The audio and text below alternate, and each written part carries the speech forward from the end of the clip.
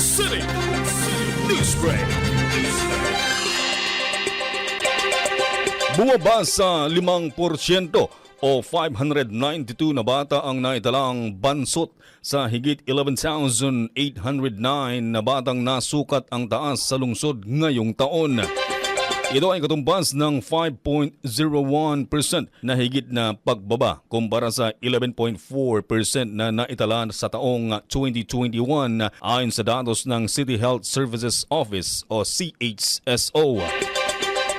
Sa pakikipanayam ng Tabog Radio kay Jezebel Laureta ng CHSO, kanyang iniugnay ang pagbaba ng antas ng pagkabansot sa pagkikipagtulungan ng pamahalaang lungsod at mga ahensya upang matugunan ang pangangailangan ng mga bata sa nutrisyon.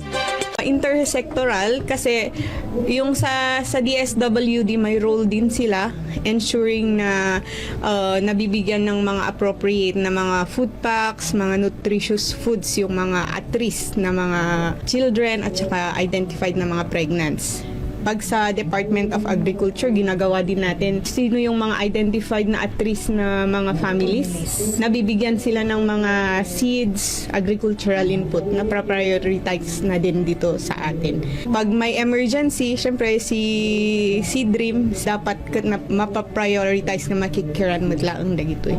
Kaya nagiging intersectoral yung pagbibigay natin ng care sa kanila. Anya ang pagsubaybay sa nutrisyon ng bata ay nagsisimula sa first 1,000 days ng buhay ng mga ito o simula sa pagkabuntis hanggang sa humigit ikalawang kaarawan nito pagkatapos ipanganak.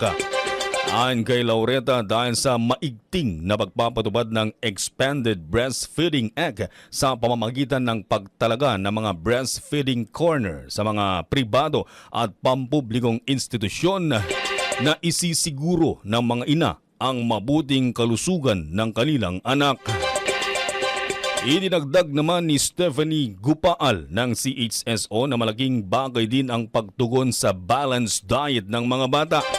Kanyang ibinahagi ang Pinggang Pinoy bilang basehan ng porsyento ng ihahaing Go, Grow and Glow food upang makamit ang balanced diet. Awan iti may saka nga makan nga makaitad iti amin nga nutrisyon nakasapulan iti bagita yo iso nga i-encourage mila ta iti panangan tayo ket suruton tayo kumaday iti Pinggang Pinoy tapno adjay amin nandi ay all necessary food sources tayo nga makaitad iti amin nga nutrients nga kasapulan iti bagita yo.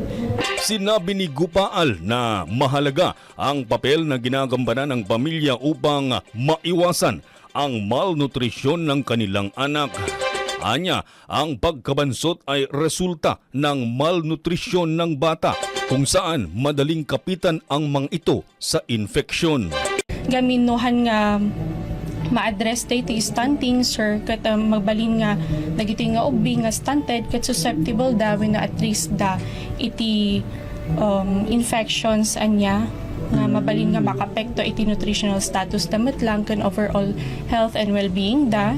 Syempre lowered din ang immune defense nila against infections and slowed cognitive development and physical growth, then increased risk din iti nutrition related chronic diseases soon later in their life, their adult life. Samantala, bilang pagsalubong sa ika-50 National Nutrition Month ngayong Hulyo, ay nagbigay ng 21 height boards ang pamahalaang lungsod ng Tabuk sa 20 barangay ng Tabuk upang mas maiging mabantayan ang paglaki ng mga bata sa lungsod.